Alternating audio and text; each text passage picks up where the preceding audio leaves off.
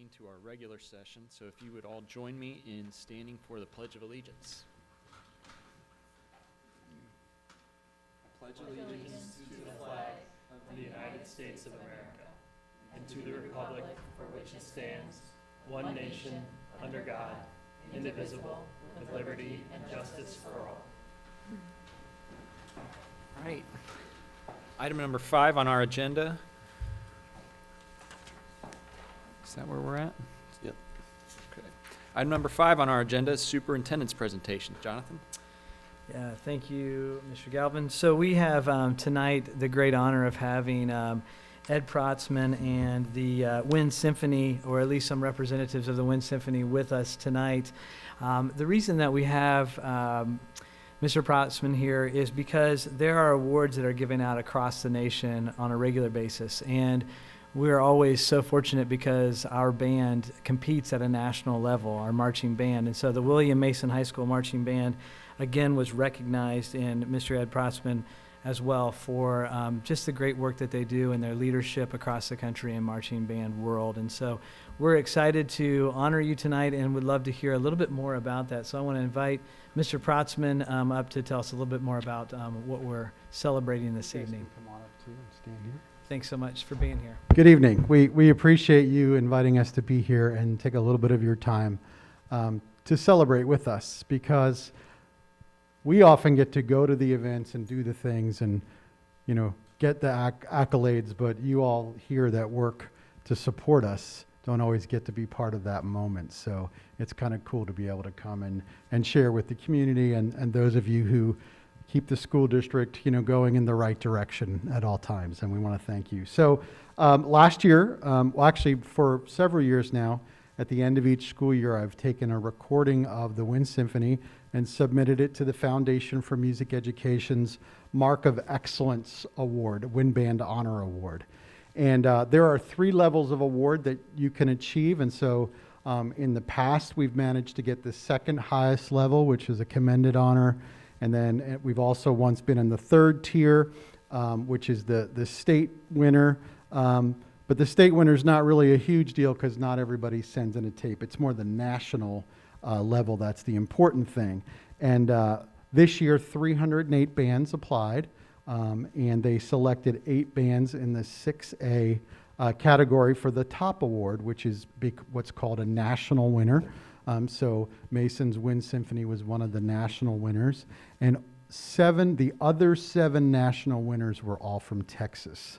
And that's because, you know, as Jonathan has seen at Grand Nationals, there's some really robust band programs in Texas. And so, you know, I think when I see our marching band at Grand Nationals do well in that group of bands, and now our Wind Symphony, you know, being recognized with some of the bands that sometimes finish higher than us when we go to Grand Nationals and things. It's just a real moment of pride for me, not just for the band program, but for our school district, that we are capable and that our students are willing to put the work in to be on that same level with some of these programs that have done these things for a long time. So it's really, really exciting. The judges for the event, they listened to all the tapes. Or actually not tapes, they're electronically submitted now, are university directors. So this year was Kevin Sedadal, who's at Michigan State, and then Richard Floyd, who is a retired college director, who is also from Texas. So I think the coolest aspect of it is, as you all know, we were deep in COVID protocols last year. And so these guys played 2 of the hardest band pieces you can do. But instead of sitting in a normal band setup where you'd be like 6 inches from the next person in nice arcs where you can hear each other from side to side, we decided to try and do the hardest thing, sitting 6 by 6 this way and 6 by 6 this way. And so if you came to well, you can see that picture right there. So the last student in that picture is right where the stage ends. So normally all of that would be much more compressed, which is a better acoustical listening environment. So we did really well and under the toughest conditions. And so we thought maybe these guys could introduce themselves, say what they play, what grade they are, and maybe just a word about what Wind Symphony or music means to them here at Mason, because it's such an important aspect of what the school does. So go ahead. I'm Jacob Kramer. I play trombone in the Wind Symphony, and my favorite part about being in Wind Symphony is just being able to play at such a high level at this school instead of driving 30 minutes to CCM to play challenging music. So. Because he's in one of the CCM ensembles Yeah. as well.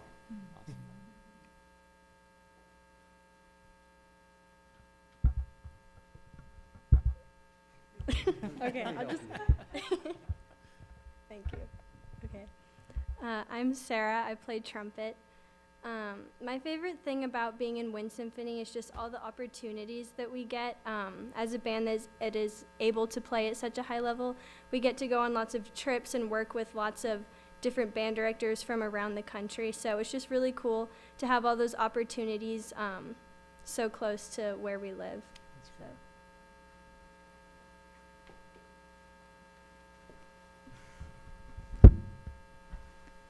Hello, my name is Mairi. I play French horn, and my favorite thing about Wind Symphony is also playing high level of music, and also get to have things like getting to have clinic with high level conductors and all the great people. And Wind Symphony made me grow through these 4 years. Hi, my name is Mingyung Choi and I play flute.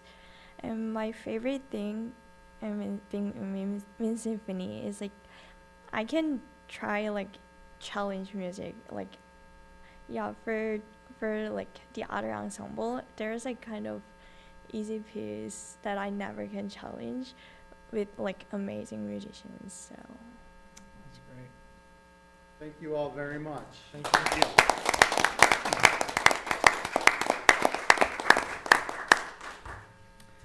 Well, thank you guys for coming tonight. We have to get back to marching band. Can I say a couple things before you do, real quick? Okay, do you have any questions? Yeah, I know that Desiree and Connie would love to be here with us tonight, but they couldn't make tonight's board meeting, so we'll be brief. Thank you for coming and sharing your gifts, and you know, like you mentioned, you know, we hear about the accolades and things like that, but we don't always get to see them in action.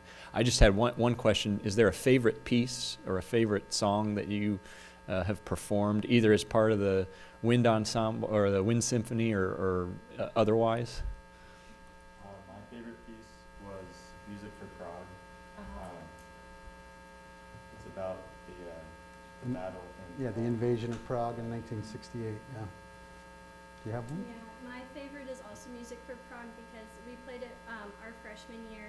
So it was extremely difficult for me, but it really helped me grow as a musician and be exposed to different kinds of music that I never played before. So it was just really cool. I also like music for Prague, but I also like critical.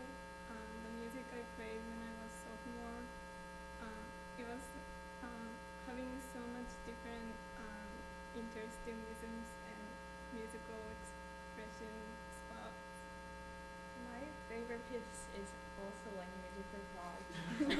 But I could like try new skills that like I can try with flute. I will have to check that out. I'm more of a Led Zeppelin fan, Yeah, but Music for Prague, I gotta pick that It's a one very up. modern piece, and for me, as the leader and conductor, that was a special moment because very, very intellectual piece, and the group here, because they had a, you know, through their history classes and all the other classes that they take, they had such a good understanding of the political sphere and the history that it made the piece deeper. I think if I would have done that with some other students who didn't have the education that we have here, it maybe wouldn't have ingrained so deep. Cool, very cool. Real quick, Ed, I'm glad you brought up the Texas thing because Kevin made a comment. Look at the schools that are on the list, and it's. I hope that anybody watching can get a full appreciation for what Ed said about stacking up to Texas. And the same was for Grand Nationals. I think the last time that we went there, right? I had the honor to see it in person, Yep. and it was a Texas year. And we placed the same as we had the last time we were there when it wasn't a Texas year. So we hung in there Yep. with the Texas bands. And so this is another example. And that's a pretty good bar to hold ourselves to. So this is another example of just. Yeah, we're that. we're very proud of that, and we're proud to represent Mason in those situations. And I also wanted to say thank you for saying you were a flautist, because I was worried it was just going to be all brass. No offense. I played saxophone, so I had a, wanted to hear there was a woodwind represented. But thanks for sharing with us. We can't wait to hear concerts this year. Could you send us the recording, or is there a way to get us the recording that you had submitted to them? Yep, I can do that. Yep, I can definitely. Ed, thanks for your leadership in so many areas, even having to rush out of here to your next engagement. But each of you, the students, I just want to say, I often say this, I don't get a chance to, because not many come and achieve at the level that you do. But whether you know it or not, you set a high bar for all of your classmates. They may not know exactly what you do. They may not hang out with you all the time, or you have your circle of friends. The others that you don't see all the time are very impressed with what you do. They're at an age that they don't always articulate that, but you play an important role of the culture here of both excellence but balance. I know you're all involved in other things as well. So I thank you for setting that great example, and all your parents who've had a big hand in bringing you to this point. So thank you all for everything you do. Yeah. Thank you. Congrats to you all. Thanks for Round of coming applause tonight. for you guys and for the parents that have come to support tonight. Thank you all. I'd love to get a copy of that slide if possible. That looks cool. And we've got some parting gifts for our band members here. Come on down.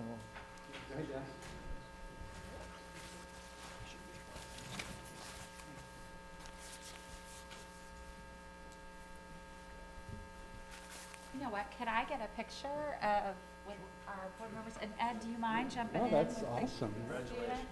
Thank you.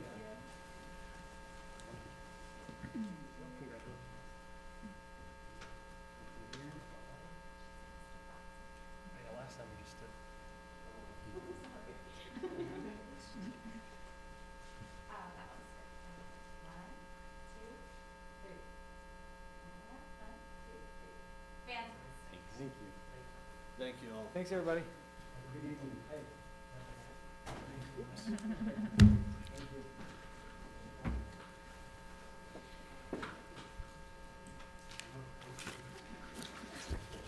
All right, this is a time in our meeting where we take a pause before we move on to our next agenda item. So for those that were here for just the superintendent's presentation, you are free to move on with your evening. Of course, everybody else is welcome to stick around. And the next item on our agenda is the hearing of the public. So I will read. We do have somebody who has indicated they would like to speak tonight. So I'm just going to review our public participation at board meetings policy. The board encourages community input during the hearing of the public section of all regular meetings. In order for the board to fulfill its obligation to complete the planned agenda in an effective and efficient fashion, a maximum of 30 minutes of public participation may be permitted at each meeting. Community participation at a board meeting is limited to the hearing of the public, and the board will not deliberate or decide any issue during the hearing of the public section. It's also not a time in our meeting where we have a dialogue or engage in a back and forth. Each person addressing the board shall sign the attendance sheet, complete and return a request to speak form, and be a resident or employee of the Mason City School District. Each person is allotted 3 minutes until the total time is used. If 3 minutes is not sufficient, the person's encouraged to put his or her thoughts and comments in writing to the board members, and the period of public participation may be extended or reduced by a vote of the majority of the board present and voting. In order to prevent disclosure of students' or employees' private information, the board will not allow any complaints about specific employees of the district in public session, and agendas are available to all those who attend board meetings. A section of the agenda for public participation shall be indicated. Noted on the hearing of the public request to speak form shall be a brief summary of the board's guidelines regarding public participation at board meetings. And so with that, we are at our public participation section. Like I mentioned, we don't engage in a dialogue back and forth, so it's a little awkward sometimes when we do this portion. But with that, we have one speaker tonight, Giselle Tanner.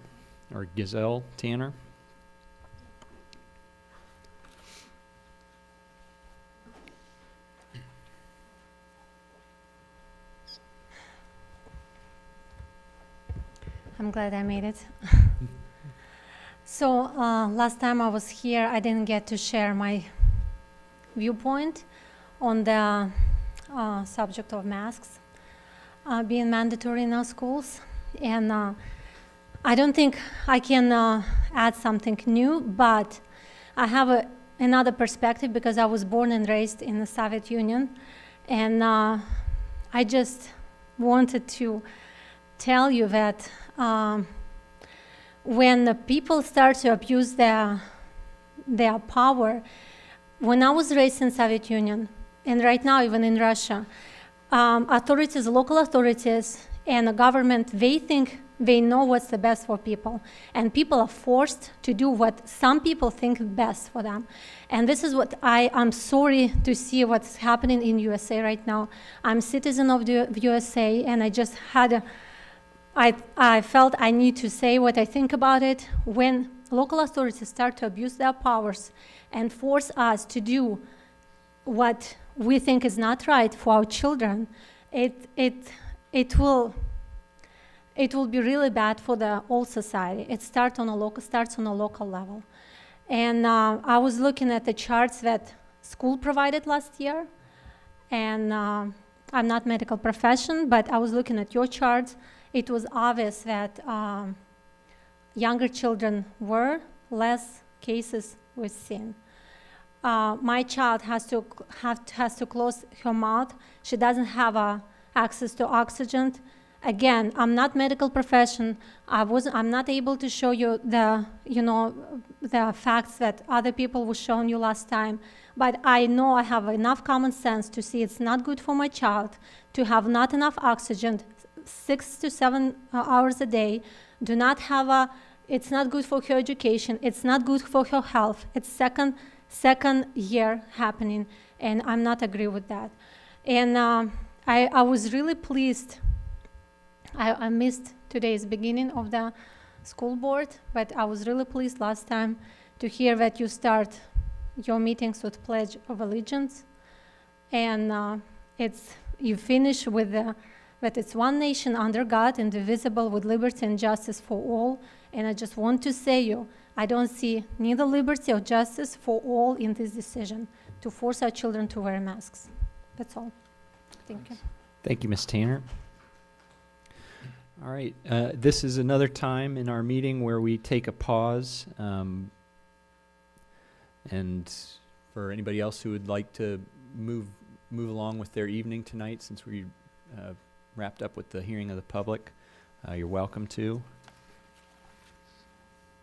Otherwise, we will move on to item number 7, resolutions. Do I have a motion? So moved. Second. Gotta get beyond tonight. Any discussion? Yes, just a quick note here. We have on resolutions, and I want to, hopefully there are people that are tuned in online as well or watching this later, and I just want to share with you, there's a lot of things happening behind the scenes for us to problem solve around getting substitute teachers in place to cover our classrooms. Last year, actually over the last 3 years, we've been problem solving this, and we have looked at premium pay strategies. We've looked at raising the rates of subs per day. And so we've taken both of those actions over the last 2 years, but we still are having a shortage of substitute teachers in our school district. And that's not unique to Mason. That's something that's happening across the nation. So we are taking 2 more actions today. One is the resolution for the premium pay we've already talked about. That's something that we've already had in place. It's $125 a day to get subs to come in. And then the other one is to raise the rate from $85 a day to $100 a day. So that's what we're talking about today in some of the resolutions. The reason this is important for us to share out with others is because if you've not been a sub before and you're wondering what that's like, we would love to invite you in to show you what that's like. It's, in Mason City Schools, we have great kids. 4 of those kids are my own kids. And we need to have great people that care about kids in our schools helping out with our classrooms. We have great learning going on, and we have not compromised that learning or the quality of learning. So we're trying to hopefully continue different strategies to encourage more people to consider substitute teaching.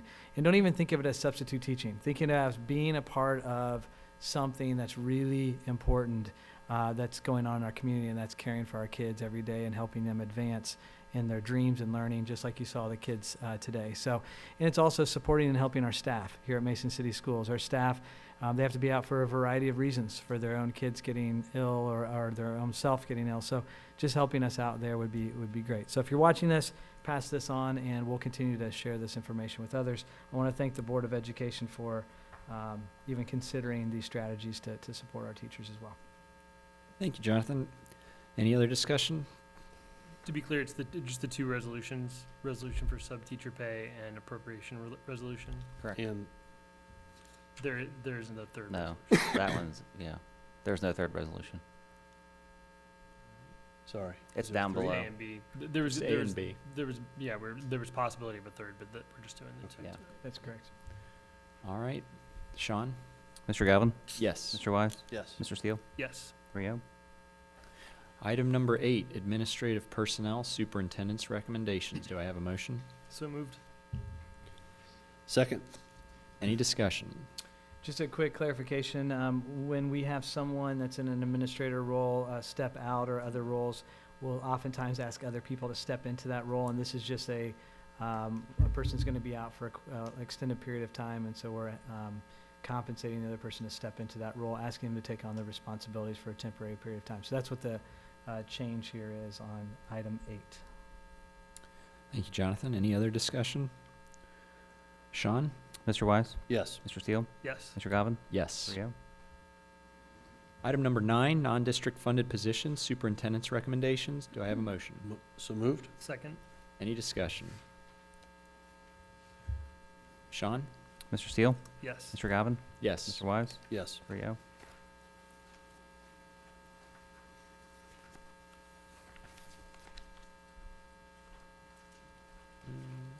Item number 10, certified personnel superintendent's recommendation. Do I have a motion? So moved. Second. Any discussion? Those that have signed up to be substitute teachers on this item, we want to thank you, and we want to encourage more people to join. So you'll see we are working hard to get people on the list, and there are some that are showing up on this agenda as well. And Thanks, some Tanya. who have done it in the past and are stepping up and doing it again, so we welcome them back to the fold, Absolutely. including former teacher. Yes, there's some names on there that are legacy folks that we love. So you'll see some folks on there. Happy to have them back. So if you're a retired teacher and you want to come back, we'd love to have you as well. Awesome. All right, any other discussion? Sean? Mr. Galvin? Yes. Mr. Wise? Yes. Mr. Steele? Yes. 3-0. Item number 11, certified adjustments of salary, superintendent's recommendation. Do I have a motion? So moved. Second. Any I discussion? was trying to be, Some drama. Discerning? no, I was trying to give other people opportunities and realize that there isn't. You're it. The bullpen's Yeah. empty tonight, yeah. The only discussion I have here is just a reminder that, we want to congratulate teachers continuing to move forward in their education. As they take on additional classes, they're taking those classes while they're teaching full-time and oftentimes raising families and everything else. And so I know it's a lot of work, so this is a way of honoring their continued growth in their profession so they can serve our kids and our community better. Thanks, Jonathan. Any Yes. other discussion? Sean? Mr. Wise? Yes. Mr. Steele? Yes. Mr. Galvin? Yes. 3-0. Item number 12, supplemental personnel superintendent's recommendation. Do I have a motion? So moved. Second. Any discussion? None. All right, Sean? Mr. Steele? Yes. Mr. Galvin? Yes. Mr. Wise? Yes. 3-0. Item number 13, resolution for hiring non-certified personnel superintendent's recommendation. Do I have a motion? So moved. Second. Any discussion? Sean? Mr. Galvin? Yes. Mr. Wise? Yes. Mr. Steele? Yes. 3-0. Item number 14, classified personnel superintendent's recommendation. Do I have a motion? So moved. Second. Any discussion?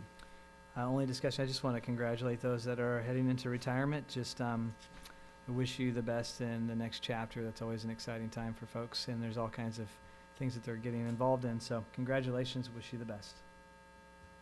Thank you, Jonathan. Any other discussion? Sean? Mr. Wise? Yes. Mr. Steele? Yes. Mr. Galvin? Yes. Rio? We got, item 14, classified personnel superintendent's recommendations. Do I have a motion? So moved. Did I do that one already? We're on 15. Oh, yeah, 15. 14, Yeah. Gotta remember to do the check. I was right there with you, though. You were. We'll vote again. Vote on it again. Item number 15, certified personnel additional duties. Do I have a motion? So moved. Second. Any discussion? Sean? Mr. Steele? Yes. Mr. Galvin? Yes. Mr. Wise? Yes. Rio? Item number 16, action items, superintendent's recommendations. Do I have a motion? So moved. Second. Any discussion? Just let me run through these items. The action items here on 16, you have the auxiliary disposal. Those are just private schools that work through us as the public entity. So you'll see that on item A. On B, we have interpretive services with our, I believe this is specific with our nursing staff when they're getting different documents translated for our community. Remember, we have 75 languages spoken through our community, so we do our best to personalize those communications and get those interpretive services in place. We also have on C, it's a sub-nursing agreement. You heard me mention that we need sub-teachers. We also need nurses. We need child nutrition services, and we need bus drivers. So we have a huge need for staff at this point in time. That is a serious need. You'll hear me talk more about that in the coming, but this is an agreement that we can start to work with different entities around in our partnerships and tap into those. And I know Todd has worked with the nurses to get that in place. Item D is Warren County Sheriff's Office. One of the things that we're also needing continued, we have a great campus safety security plan and partnership with the Mason City Police. We also work with other entities as well. So this is opening the door for us to work with our local Sheriff's Department as well, especially at special events. For example, our Friday night football games are some of our largest events. It brings the whole community out. We have somewhere in the ballpark of probably 7,000 people there on a Friday night, and we want to make sure that it's safe and that we have the appropriate amount of security in place. And so that's why this helps us get some additional folks in place just to make sure that's a safe environment. And then finally, you heard me talk about the substitute strategies that we have. And substitute pay is here for the resolution to be passed to raise that to $100 a day for anyone that's subbing in our district after the premium pay is complete. On the sub pay, that was because we took a look at kind of benchmarked ourselves to other districts, and We that's did. where the market has moved. You're So right. it was time to move there, and we hope that that will help anybody who's considering being a sub now to know that at the end of the premium pay, you'll make more than you would have last year as a Mason substitute, which would be great. And on the agreement with the sheriff's office, that's fantastic partnership with the city that we talk about a lot and always want to recognize. This gives us an opportunity to partner with another local group. I mean, That's right. all of our buildings are in the city, but I forget what percentage, I should know this, but I think 3/5 of the board live in the township at least. What percentage of our families live in the township? It's part of our community, the part of the an outfit that serves our community. So it's another way to partner It is. with other local partners. So Yeah, the appreciate it. Warren County Sheriffs are the ones who run and operate the Deerfield Township post of the Warren County Sheriff's Department. So still, deputies and officers who are in our school district community and able to continue that partnership with them. And they've been great partners as well. Too. Yeah, they've been great partners. We had them here, I can't remember A few exactly. months ago, Yeah, a few months ago to honor their work with our community. I All would right. just add, Sean, you might want to start the timer, but, so Jonathan laid out a couple things about employment disruption if you didn't catch it. It's hard to hire subs. It's hard to hire food service workers. It's hard to hire bus drivers right now, very hard. I just want to kind of call out the food service part of that. During COVID, the federal government started a free lunch program. It's probably necessary to do that. The free lunch program continues. One of the things Ms. Miller will tell us, I'm sure she teaches quite often, is that there is no free lunch. Some can feel like it's a free lunch, but there is no free lunch. The pressure that we feel when a free lunch is offered is that now there's no work around creating a healthy, attractive food choice, because now it's just free. And you can't tell how many people take that lunch more than they actually need or want that lunch because it's free, which means we need to have more bodies and hands ready to distribute lunches and execute transactions than ever before. It doesn't mean that we shouldn't have a free and reduced lunch program for those that are in need, or we could have a variety of other economic models to deliver a lunch, but the one that we've been mandated is now causing severe stress in an auxiliary program that from the beginning of time was self-driven. In other words, the revenue from the lunch sales covered the cost of the lunch. It's a nice thing. It didn't need to impede on the taxpayer who wasn't taking a lunch. It could just serve the person that wanted and decided to trade a few bucks for lunch. We've now abandoned that. And the question's now starting to rise, are we ever going to go back to that?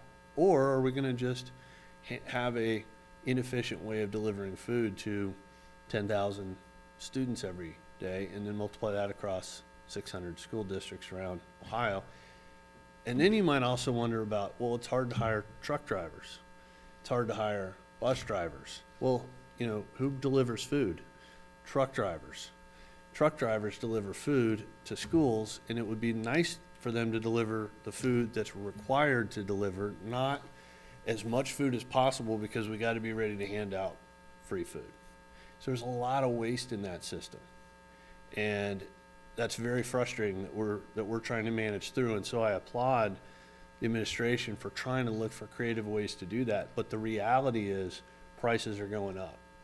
And if you've watched the news, you've noticed there's inflation. That's one of the drivers for it, particularly in our food service.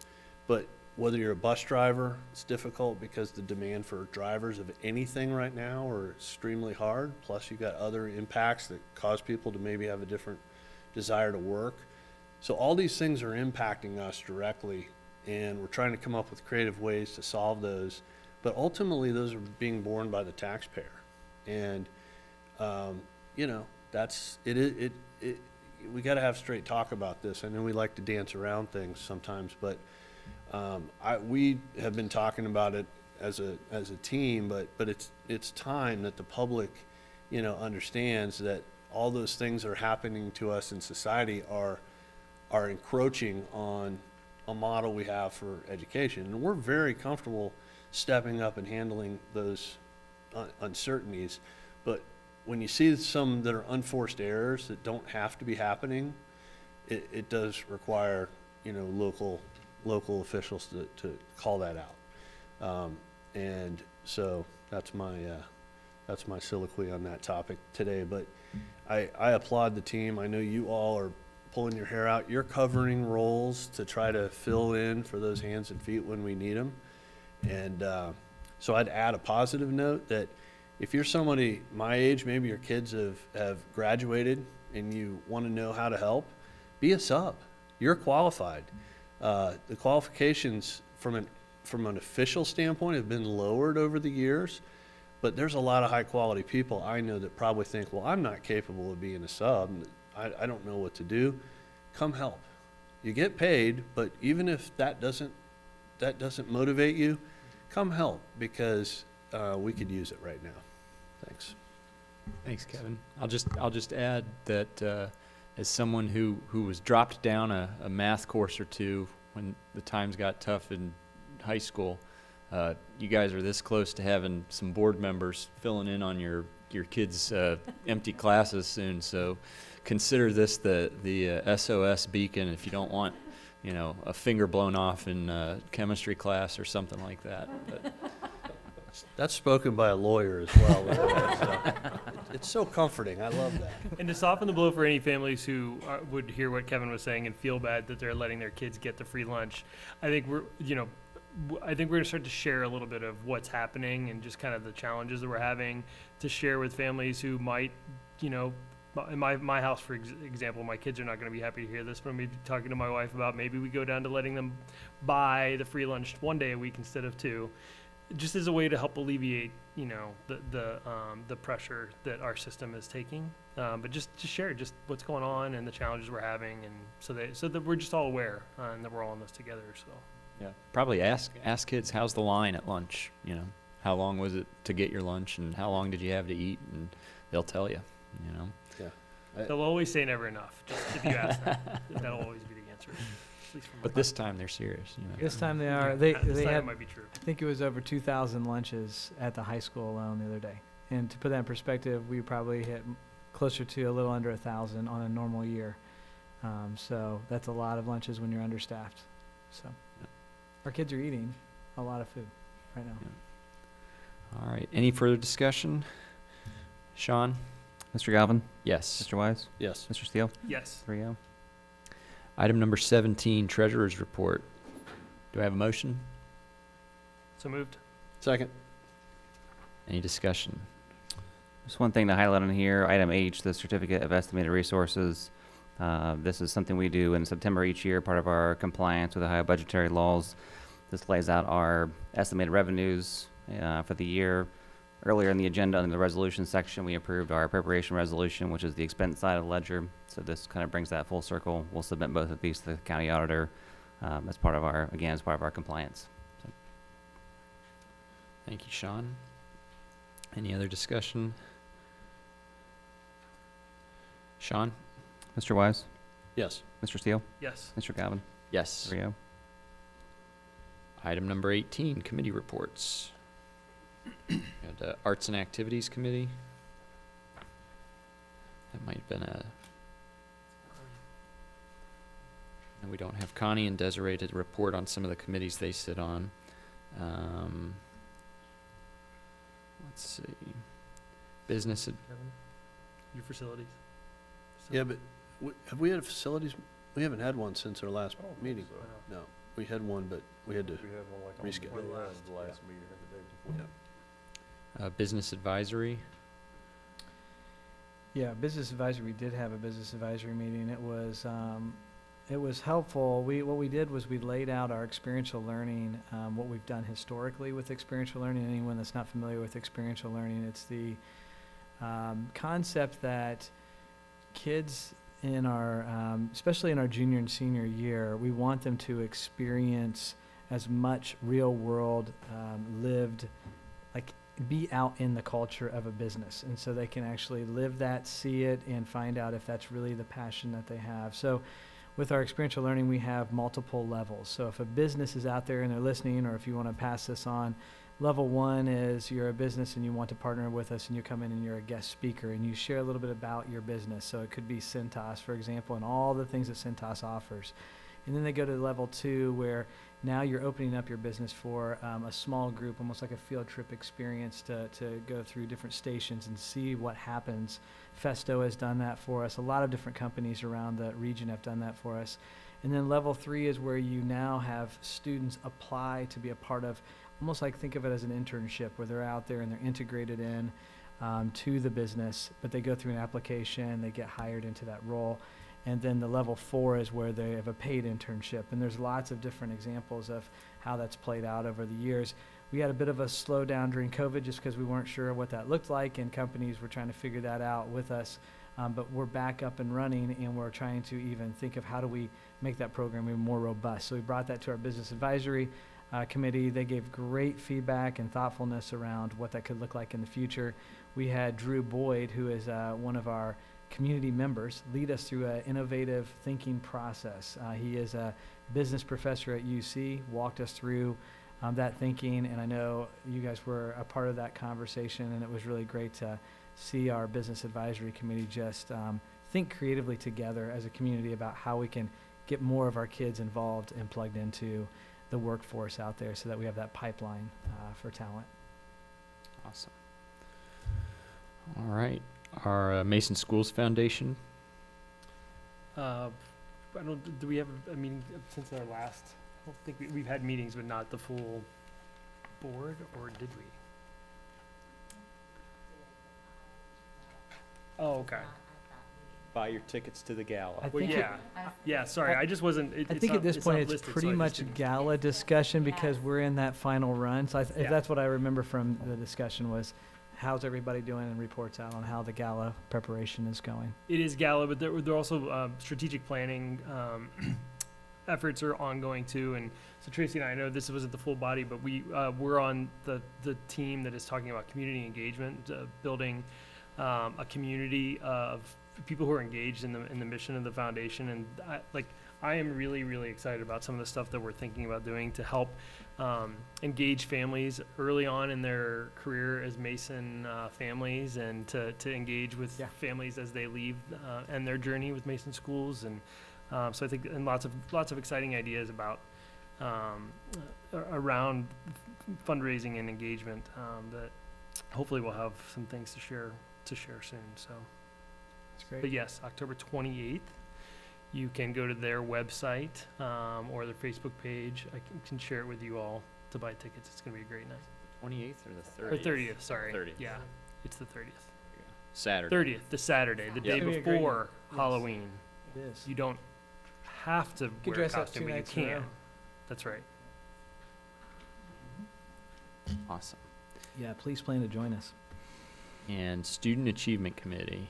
Yeah, Student Achievement Committee met September 17th, and 3 main areas of focus. We had some quick updates on our instructional resource review. So we went through that process with science last year and just heard a little bit about the implementation plan. We know that step 1 is figuring out what the right fit is for us, and the most important piece is then, after we invest in it, how do we make sure it's actually being used and teachers are supported in using it as intended.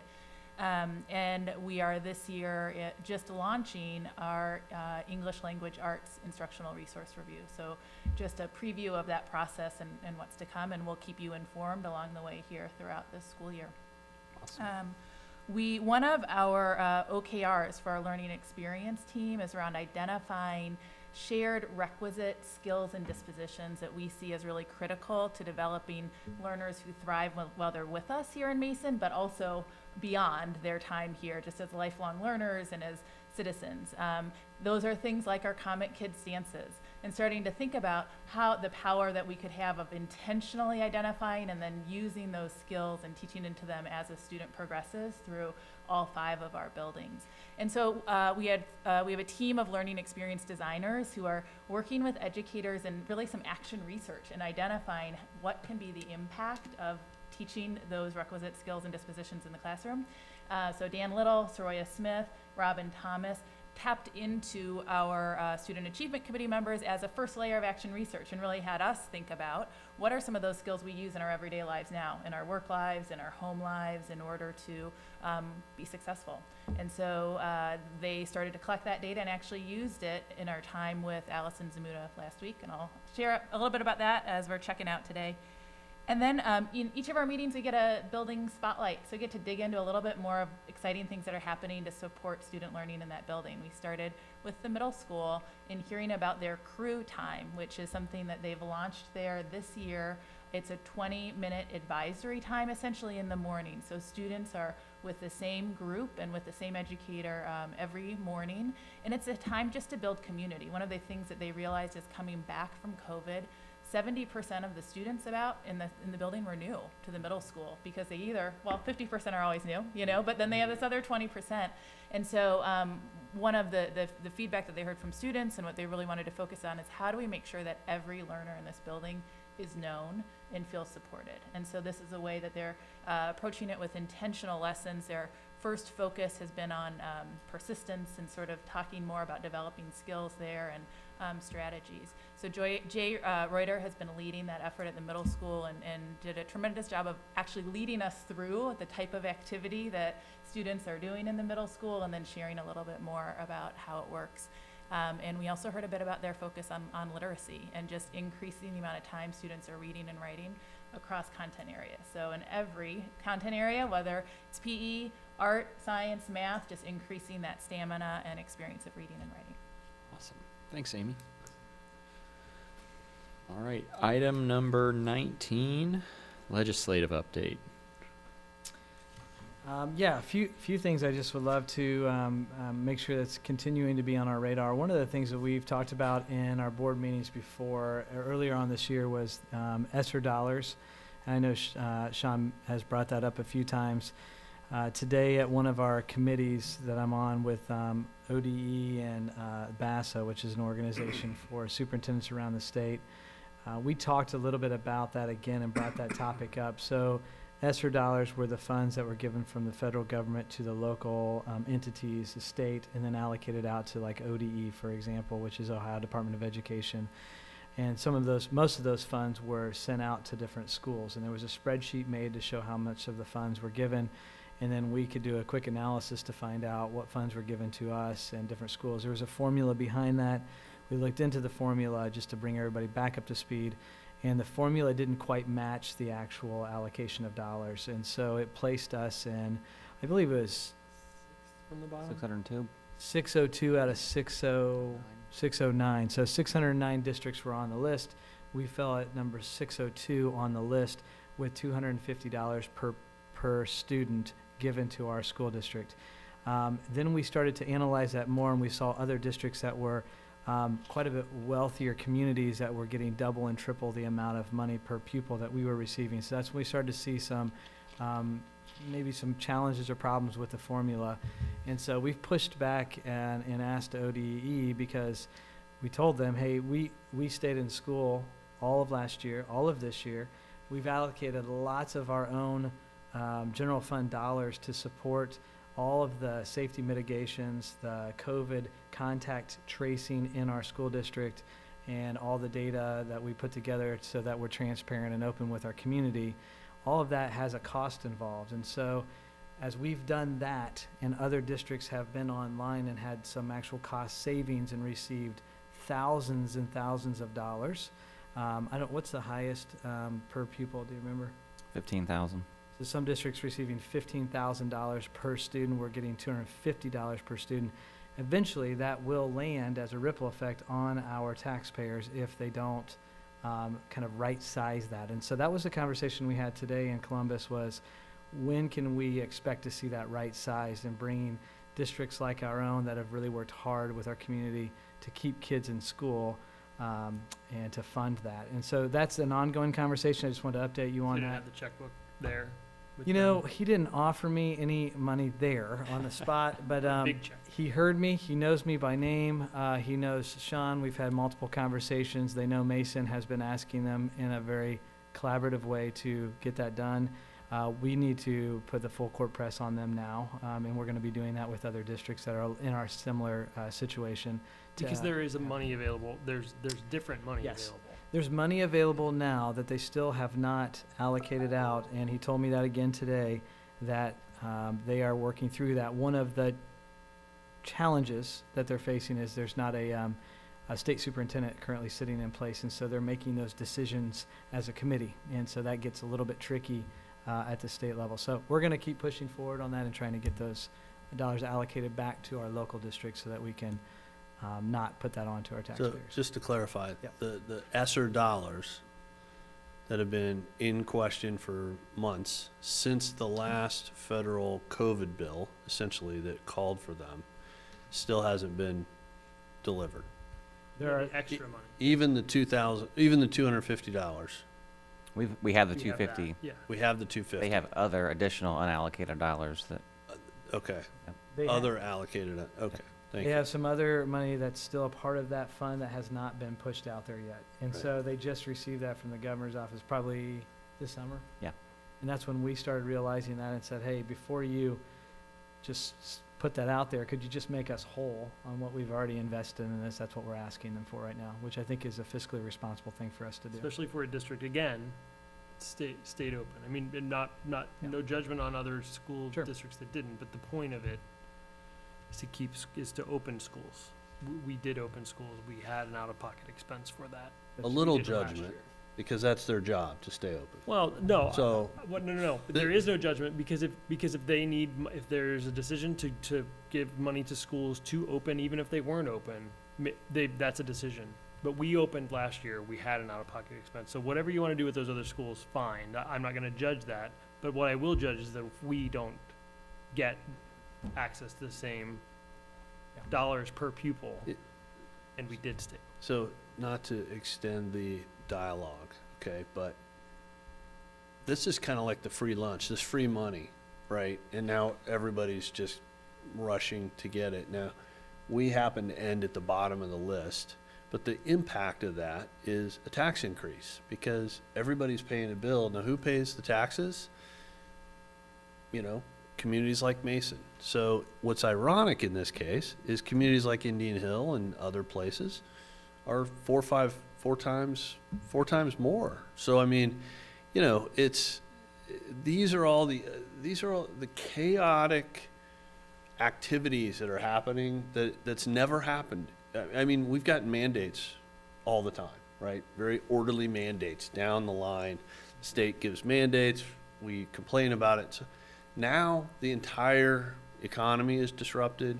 We have inflation, and we have situations like this where there's no rhyme or reason upon how any of these dollars are being distributed, and now there's going to be another whole trunk of cash that is going to be distributed, and it is time to kind of call this out. We called it out when the cost of lumber went up, and we were facing a graduation and couldn't even afford to find lumber to make some plywood planks. I mean, this is, you know, it's a way to look into what's happening in the real economy, and I mean, Matt's being polite. I'm just being a little more practical here, and I appreciate your politeness, but you know, you hear Mom from Indian Hill because they're just going, "Are you kidding me? This is crazy." So, so you do have to push back. So I appreciate that. I lay low odds on them coming through. I don't know. That was that guy. No, them, but I always want to bet on you, and so I appreciate it. You've had to create a whole another job description day by day to what you're trying to do to help keep the district running, and so I definitely appreciate all of that work, but it is supremely frustrating that it's pulling you away from the core of what's important to our families in Mason. So. Well, and I was going to say too that the other districts in Ohio may not even be aware of it. They should be, but may not. You're getting the benefit of a lot of work that the leaders in Mason are doing that benefit all school districts in Ohio. And so this one stings a little bit more, right? Like you're a leader out there, Jonathan, for districts that for you're doing it for Mason, but as you're doing it for Mason, you're also doing it for other districts in Ohio. And so there's no precedent for it, but hopefully that gets recognized too as they make these decisions. Maybe offer them some of the free lunches in exchange right. for those ESSER dollars, and we can call it a day. Make a deal. All right, item number 20. Was that the end of our legislative update? Item number 20, administrator commentary. I just wanted to, as a nod to people who are just working really hard to make sure that we continue to have Mason moments as we continue to learn to live with COVID. Homecoming is coming on the radar before we'll meet as a board again. October 15th will be the homecoming parade and dance and football game, and the 16th will be the dance. And I just give credit to the high school team who really is thinking creatively about how could they safely work with the Warren County Health District and come up with a plan that gives students that opportunity. And they're going to do shifts so that they don't have all the students together. So very nice job to Mr. Dodd and his team for doing that. And then in that same vein of now getting to look forward to some things, we mentioned it earlier, but our October 30th Mason Schools Foundation Gala, and some learnings we learned in last year where we had a virtual event when we couldn't meet in person, but some learnings we had where not everyone can get there at the time, so there will be an opportunity, even if you don't attend the gala, to bid online during that time and to join the paddle call online. So we hope to see many of you in person. It's going to be a wonderful event at the Manor House once again. Looking forward to that. But if that isn't your game, you can still get in and fund some really incredible things. This is a year where they've given $1 million back to our schools. It's a banner year for us.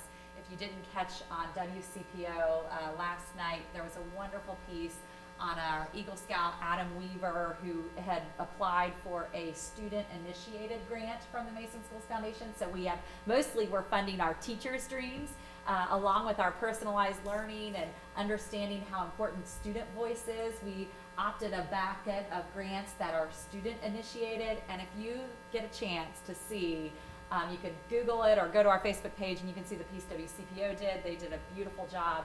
This courtyard, that was a neat courtyard because our MECC building is a beautiful building, but it turned into just a magical place, and it's being used so well. And it is just such a great example of a foundation that's come in and continued to think above and beyond what our taxpayer dollars can do. It really sets a vision that creates a great Mason moments for not only kids right now, but future generations. So hope to see you. And if you're not, bid online. Well, I just wanted to give a huge thanks and shout out to Chrissy Huffnagel, Shauna Buemiller, and our learning experience designers who collaborated with Allison Zamuda, who supports our Personalized Learning Rock and has for many years now, on just a really remarkable day of learning and planning and visioning last Wednesday with our PL, our Personalized Learning Focus team members. So these are educators all the way from kindergarten educators to, senior AP teachers who are coming together to talk about 3 PL projects as we're thinking about where do we go from having defined and beginning to get our PL guide to thinking about taking it into the future. And that includes a student voice playbook, the skills and dispositions work we were talking about, and thinking about the potential for learner profiles or learner portfolios, where our learners really could tell their story of how they grow over time and share that also with each other, with their parents, and with educators, so that our educators aren't relearning kids every year as they come to them. So this is exciting work for the future, but also right now, because in each of these cases, our PL focus team members are trying things in their classrooms. They're trying these new strategies with students so that we can learn about them in real time. And so excited for the support of our team. It's been really neat as they're going into their 3rd year as a team to see how they've grown into those roles. And whereas in their 1st year, it was really coming to Allison and trying to help her shape her understanding. And now they are really leading the learning, and I think are ready. I mean, they are already influencing and sharing their ideas and writing and learnings in national stages, because it's just that deep. And so it's been really powerful to see them grow in those leadership roles as well. I'd be remiss if I didn't also give a thank you to some of my colleagues here. So I might miss some of you, but I know Tracy and Tanya were in covering classes in our middle school to make sure that we could have teachers there and present as well on that day. So we appreciate you. Thank you for helping to make that happen. As someone who has personally served in the child nutrition department, both the middle school and the high school recently, I just want to encourage our community members to consider joining us. It is very rewarding. It is hard work, but it is very rewarding. We have awesome kids, and I was reminded of that as they came through the line. I just couldn't believe how many kids said thank you for lunch, and I really appreciate it. So we would appreciate your service there. We also are in need of educational aides, as we didn't mention them earlier, as well as school bus drivers and always subs. So thank you. Amy mentioned our crew at the middle school, and one of the things that crew does is also increases a sense of belonging. So we're really excited this year to bring our Big Rock work back to what I would call paralleling prior to COVID. So it's really exciting, despite COVID being part of our new normal, that we have that going on, and our teams of 8, which were for our staff, have kind of been reinvented. They're called Comet Circles now. And our primary focus this year is really just to increase that sense of belonging.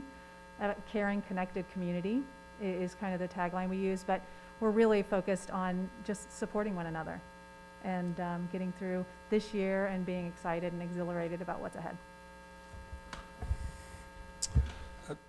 I'd like to take this time, really being the person that oversees the majority of classified staff, with the exception of the educational aides, with our custodians, bus drivers, nutrition workers.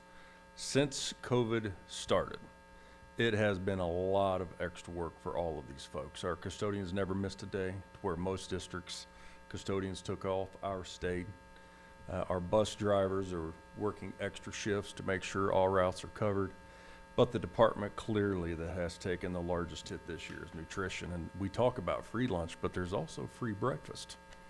And on a typical year, we serve around 300 free breakfast meals a morning. Today we serve 1,300 with 7,400 lunches. So they're seeing about a 40% increase on a daily basis just at lunch.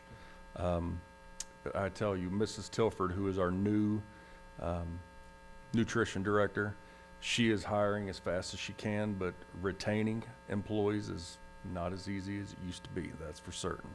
So without a doubt, I just have to give a shout out to all of the classified staff, particularly the nutrition staff, just for how hard they are working, and hopefully we will see some light at the end of this tunnel sooner than later, that's for certain.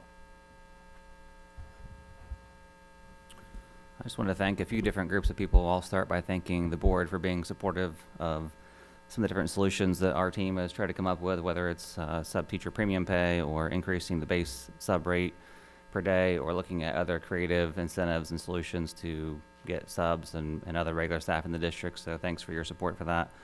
Todd and other people have mentioned some of the groups, transportation, child nutrition, but I'll also go one step farther and thank the HR teams, the payroll teams, the benefits teams. As we have a lot of staff come in, we have some turnover, we're trying to recruit people. There's a lot of behind the scenes work that goes on as well to acclimate them, to get them started, and so I just wanted to thank them as well. Thanks, Sean. A couple just quick updates. One, you've heard us talk about this pilot program, the Ohio Test and Stay program that started today across 10 school districts in our area, Warren County. Want to thank everybody for their collaboration and support on that. Just a quick snapshot of what that means. Essentially, if there is a close contact at school, the family has now the option to participate. And to participate, you have to take a test and test negative. So you have to have a negative test to be in the program. And then you can complete your 7-day period in school. So you can keep kids in school, and then they take they have to wear their mask in school while they're participating in that program. And then they take a second test on the final day 5, 6, or 7 to exit out of the program. The reason this is important, there's a lot of reasons it's important, but quarantine in general, it's really important that we have kids that have had exposure that possibly are sick are identified. And so the testing allows us to identify who is healthy and who is not. And so that gives more objectivity to our decision making in the data that we need to collect. Another reason that's important is because when we look at our data, over 96% of the students that have been quarantined this year alone have been home for an entire week with no symptoms and have not been sick. Say that again, Jonathan. So that's over 96% of the students that have been quarantined out of Mason City schools alone this year have been home with no symptoms and have not been identified as sick with COVID.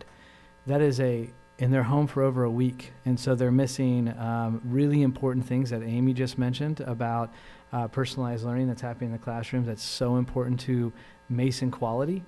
They're missing out on their social networking with their friends, which is, we know, so important to the whole health and wellness of a student. They're missing those relationships with their teachers and so much more, even a free lunch. And so one of the things I want to make sure that we continue to do as a school district is that we work closely with the top doctors, the experts in the state of Ohio, to think of innovative solutions to keep kids, healthy kids, in school in a safe way. And so that program did start today. Very successful. It just took a while to get off the ground because there's a lot of logistics in the background. The other thing I want to do is the only reason that program is possible right now for us, and I want to give a big thank you, our county commissioners also received some relief funds. They thought very carefully about how they were going to use those funds. One of the things that they have been trying to do is support the local public school in this process because they realized that we did not receive as much of those relief funds as a school district. And so they've worked closely with Warren County, so the Warren County Commissioners with Warren County Schools. And then this strategy alone, they've invested over $850,000 to support that effort. So that partnership has been really important in supporting this because our school district has already hired 1.5 FTE just to support the tracking of contact tracing in the district. And that's not necessarily our specific job, but we do that in collaboration with the local health district. So we've invested a lot, they're investing even more, and that's helping us to move forward in those partnerships. So that's been really good.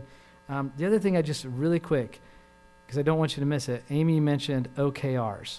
And if you're just tuning in for the first time, we talk a lot about COVID and we talk a lot about a lot of different things, but OKRs are so important to us because it's the objectives and key results. It's the main work of our district. It's the things that we get jazzed about. It's what makes Mason an amazing place for kids and for staff. So if you're not in tune with our OKRs, our objectives and key results, please tune into those, check them out.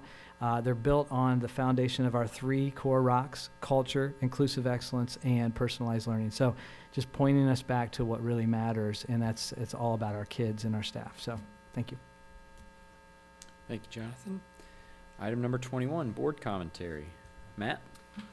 Yeah, just wanted to say thank you, Jonathan, for your leadership on that quarantine pilot program. And I want to speak to it from an angle that we talked about before, but one of my the things I'm most proud of is of this board and being on this board and serving with past board members. And why I love this work is that we try to bring consistency, stability. Like that is the biggest gift that we can bring the district, and the most impactful way that we can stand up behind the work that is the mission, right?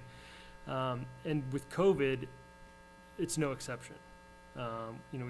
We heard people tell us, well, we knew how to do it right. We did it last year, so we know how to do it this year. What I think sometimes people miss is that that's exactly right, because we're doing things the same this year as we did last year. And the biggest way that we're doing that is keeping our own data and looking at our own data. And so with regards to the quarantine project or pilot project, that you didn't come up with that idea in a vacuum of data, right? We had the data. We had that data where it showed that over 96% of our students who were quarantined as a result of in-school exposure didn't have symptoms and didn't test positive for COVID. If the data were different, we may not be seeking the same solution, right? Where we had an alternative to quarantining. And so it's because we're consistent. It's because we stepped up and used a consistent approach and were disciplined in that we're able to do that, and that we're able to lead that for other districts. And hopefully it's as successful as we think that it will, and it'll make a change across the state of Ohio. So Jonathan, thank you and your team for your leadership and for your consistency.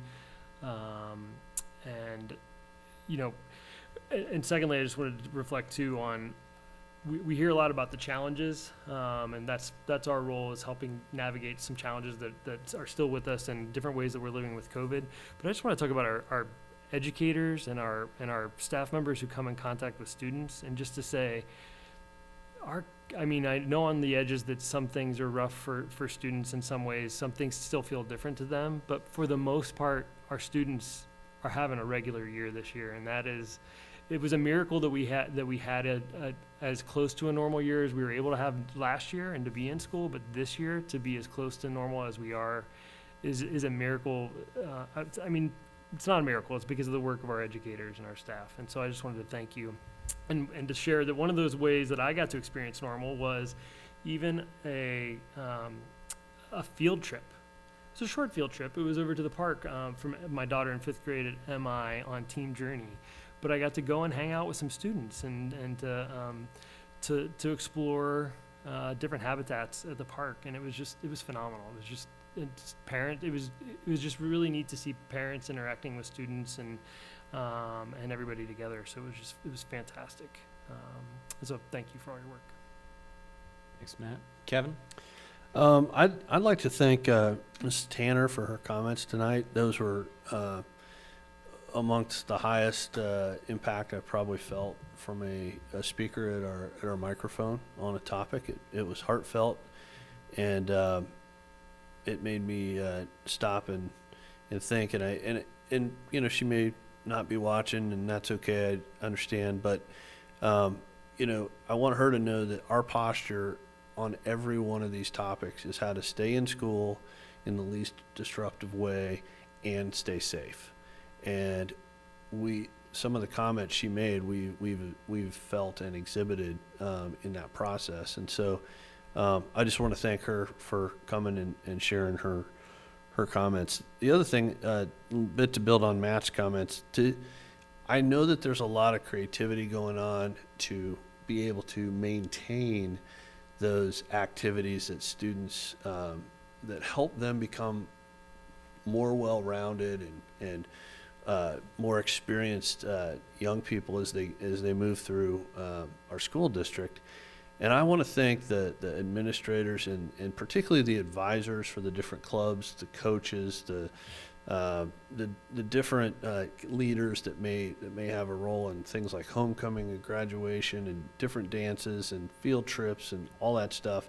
It takes a lot of creativity these days to come up with ways to give students those experiences, and I want them to know that all of us on our board, all five of us, three of us are here tonight, but we support them, all the creative ideas, everything they've got, to never think, well, that probably wouldn't work because, you know, there's probably some policy that prohibits that.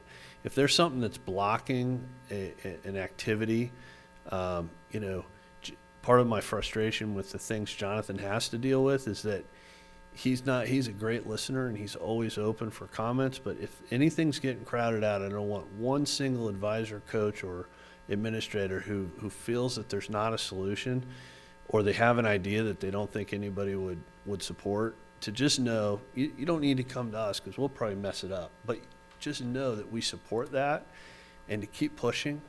And we really appreciate those creative solutions that you're finding, because we know that it's not just teaching math that matters. It's teaching great math and creating well-rounded kids, and those are all components of that. And so everybody who sits down and starts to map out a complicated problem, we really do appreciate that work, because it's a key part of trying to stay open and be you know, as high quality as we can possibly be. And to that regard, that experiential learning picking back up, I think, is critical. The economy's never needed people more, and the appetite for a kind of an online savvy student to take on projects for a company, it's never been higher, I promise. And actually, we were probably premature in our assumption that we needed to stall it last year. It actually was needed then too. Well, we couldn't have known at that point. But now I know my company has gone to that level 3. We've had great experiences with some of the students, and if you're and I always say I think like 3 people watch, but if anybody's watching or this gets shared, and you're a company that's trying to find people, there's a Mason High School student through our experiential learning program that could help take part of the load off and maybe make that job easier. They'll learn, you'll make a great connection, and it'll be a great win-win for the community. So I encourage you to consider that, and thank the administration for resuming that good work. So awesome. Thanks, Kevin. I'm going to acknowledge and thank Luann Leach, who celebrated her retirement. She's I think secretary over at the MECC last week, and the school was all in on a fun celebration. Her favorite color's purple, so it was neat to see all of the kids and all of the teachers and everybody kind of coming together to celebrate her, and recognizing that, you know, the work that she's done and the presence she's brought to that school, and seeing that recognized and honored was really neat and really special. I want to echo, you know, some of what Matt's sentiments were, as well as Kevin, and acknowledge the work that, you know, you've done, Jonathan. Just kind of building on some of that stuff. We have prided ourselves on, you know, being custodians of our own data and information, and tracking that closely, and not just, you know, for quantitative purposes, but qualitative purposes. You know, we keep track of the numbers, but we dig into them a little bit, and we know from following up with students and with parents about, you know, not just who's out and for how long, but, you know, what is going on in the households in our district, and it informs a lot of the decisions and policies that we make. And sometimes that can be a challenge when we are met with some differing opinions on what the best path forward is. But we know what is best for our school and for our community. That doesn't mean everybody within our community agrees with that, and that's okay. Sometimes we, you know, part of this job, you know, what comes with this job is making difficult decisions and trying to balance the interests that, you know, we have seen in tension with one another. But, you know, just by example, you know, we know that part of following the data and following the science is, you know, constantly evaluating what is our hypothesis and what hypotheses are we testing. And I think that's something that this pilot is really going to help us move forward and advance what the science is right now, you know. And I think about, there was a study recently published that, you know, locally about the efficacy and the, you know, difference between schools where you have a mask mandate versus a mask, you know, optional policy. And the conclusion of that study is that the mandate results in fewer quarantines, but not really a lot of digging beneath the surface when we're, you know, learning about that. And it's an interesting hypothesis, I think, and when we take that conclusion and that hypothesis and apply it to our community, and anybody can pull up the dashboard right now, you'll actually see that the grades in which we mandate masks right now have higher quarantines, and they have higher COVID positive cases. So obviously our experience is different than, you know, what a different study is. And so we don't rest on the status quo with, I think, anything that we do in the Mason City schools. It's not, you know, limited to you know, COVID protocols and things like that. That goes for, you know, our curriculum and our you know, what we're studying and how we're pushing kind of the edges of education. But it especially is a focal point right now in the community. And I really appreciate that our team has not rested and just, you know, kind of taken cover during a time when it would be really easy to do that. And I can, you know, attest to our kids have greatly benefited relative to other situations they could be in from the time and the attention and the focus that our leadership and especially our administration have put into building relationships with the Ohio Department of Health, with the Warren County Department of Health, with our local health experts, with reading and following what is the requirements and the guidelines and things like that. And I know for a fact that we've positioned ourselves as well as anybody has to, as Kevin said, keep our schools operating, keep our classrooms open, and keep kids in class to the best that we can, so that, you know, we're not missing class needlessly. And I look forward to this pilot program following what it will, wherever it will take us, and guiding our decisions based on that data. So I appreciate that, Jonathan. Lastly, I will echo again, if you have not already gotten your tickets, the Mason Schools Foundation Gala, get them October 30th. I hear it's a costume theme party, so Optional. You do not have to. You can wear a costume if you like. don't let them soft pedal you. You know that you know that they're going to come out with something Is there strong. any data between costume optional and costume mandated about how much? I've brought that up before. There's no mandate, is what There you're is saying. no mandate. Okay. There is no mandate. But I really have asked. There's no pressure to get to do the Gotcha. perfect costume. Come with costume, come without. Yeah. Up to you. All right. That's all I've got for Lots of tonight. bow ties is what everyone Oh, yeah. There you go. Tie mine for me, Jonathan. Yes. Do a clinic. All right. With that, I will move on to the last item of our agenda, adjournment. Do I have a motion? So moved. Second. All in favor? Yes. Yes. Thank you, everybody.